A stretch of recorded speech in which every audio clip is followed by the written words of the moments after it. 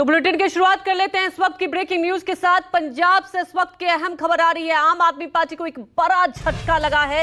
इस वक्त की ब्रेकिंग न्यूज आपको बता दें, और सबसे बड़ी बात यह है कि देखिए लोकसभा चुनाव नजदीक है और आम आदमी पार्टी को कहा जा सकता है कि एक बड़ा झटका लगा है। आप सांसद सुशील रिंकू बीजेपी में शामिल हो गए हैं, तो बीजेपी का दामन थाम लिया है। जालंधर से सांसद हैं और इस बार पंजाब में भारतीय जनता पार्टी अकेले चुनाव लड़ रही है। अकाली दल के साथ गठबंधन नहीं हुआ, लेकिन एक कहा जा सकता है कि आम आदमी पार्टी को बड़ा झटका जरूर लगा है। कल कांग्रेस को झटका लगा था और आज कांग्रेस के बाद आम आदमी पार्टी को एक बड़ा झटका पंजाब में। इस वक्त की बड़ी खबर आपको बता दें, आप सांसद सुशील रिंकू बीजेपी में शामिल हो चुके हैं। जालंधर से सांसद हैं सुशील रिंकू।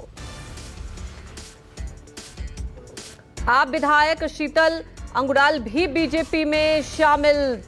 कल रवनीत बिट्टू भी बीजेपी में शामिल हुए थे और आज आम आदमी पार्टी को एक बड़ा झटका कहा जा सकता है लोकसभा चुनाव के मद्देनजर।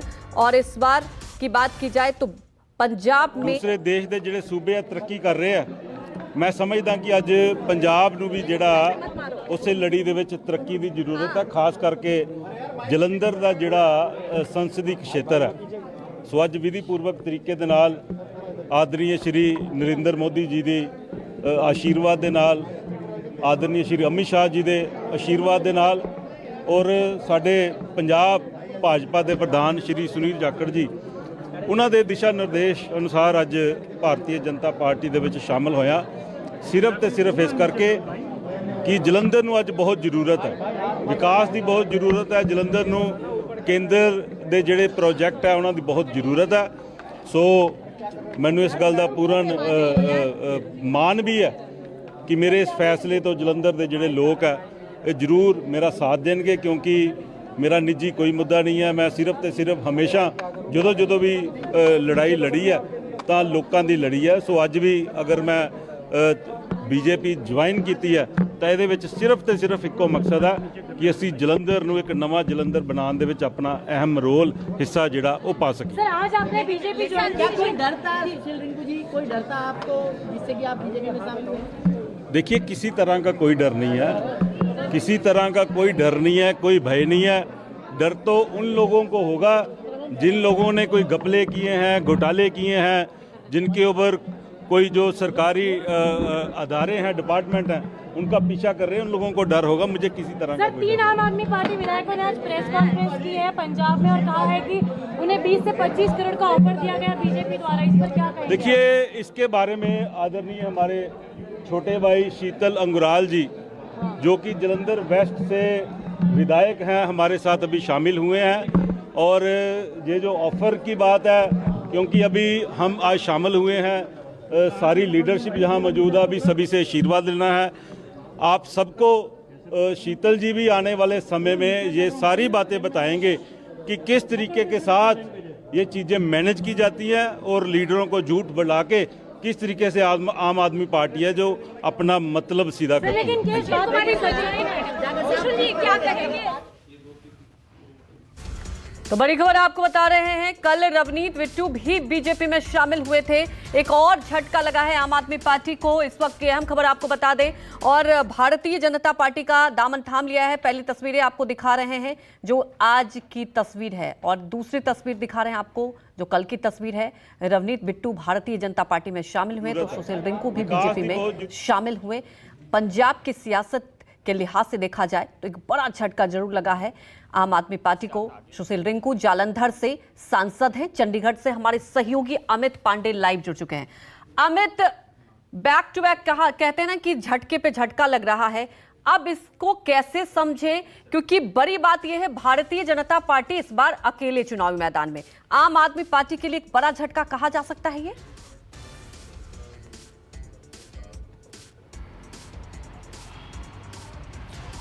जी बिल्कुल अंजलि, जिस तरह से हमने देखा सुशील रिंकू जो हैं वो आज भारतीय जनता पार्टी में ज्वाइन कर रहे हैं और उनके साथ शीतल अंगुराल जो कि जलंधर से, वो भी है जलंधर वेस्ट से एमएलए हैं शीतल अंगुराल, और सबसे महत्वपूर्ण बात यह है कि आम आदमी पार्टी ने कुछ दिनों पहले ही सुशील रिंकू को अब जालंधर से अपना उम्मीदवार बनाया था और उसके बावजूद भी वो पार्टी में आम आदमी पार्टी उन्हें रोक नहीं पाई और आज वो बीजेपी ज्वाइन करते। लेकिन सबसे महत्वपूर्ण बात यह है कि कल जिस तरह हमने देखा कि कांग्रेस को झटका लगा और आज आम आदमी पार्टी को झटका लगा, तो सीधे तौर पर जब से ये अटकलें लगाई जाने लगी थी कि आम आदमी पार्टी और कांग्रेस के बीच में कहीं ना कहीं कुछ समझौता हो सकता है, लेकिन दूसरी तरफ जब ये कहानी शुरू हुई कि अकाली और बीजेपी के बीच में गठबंधन नहीं हुए, उसके बाद बीजेपी ने अपनी पूरी रणनीति बदली। सबसे पहले लुधियाना से रवनीत बिट्टू को ज्वाइन कराया गया। ये सीट काफ़ी महत्वपूर्ण है बीजेपी के लिए, क्योंकि इस सीट का अगर हम राजनीतिक और भौगोलिक चीज़ें समझे तो वहां पर सबसे महत्वपूर्ण बात है कि हिंदू बेल्ट है, यहां पर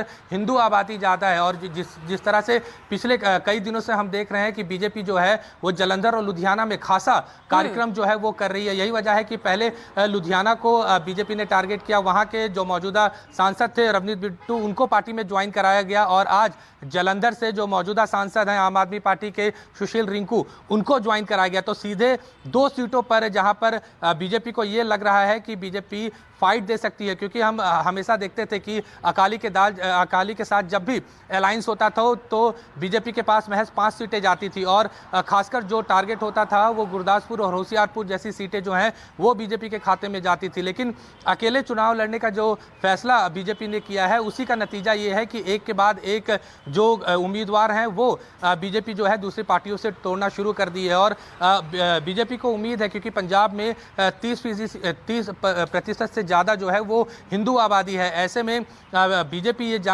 ये चाहती है कि अगर 30% से ज़्यादा वोट शेयर अगर लोकसभा में बीजेपी को मिल जाता है तो इसका जो परिणाम होगा वो अगली विधानसभा चुनाव में भी तो देखने को मिलेगा। तो ऐसे में बीजेपी अपनी न सिर्फ लोकसभा चुनाव को मजबूत करना चाहती है बल्कि आने वाले 2027 की विधानसभा चुनाव अमित, यही और इन सबको देख के ये बिल्कुल कहा जा सकता है कि भारतीय जनता पार्टी पहले से देखिए बी प्लान कहते हैं ना वो भी तैयार रखी, क्योंकि एक बार एक तरफ अकाली दल से नहीं गठबंधन हो पाया तो आप देख रहे हैं कि एक के बाद एक सांसद शामिल हो रहे हैं। आप देखना होगा कि लोकसभा चुनाव में जमीनी स्तर पर इसका कितना इंपैक्ट होगा।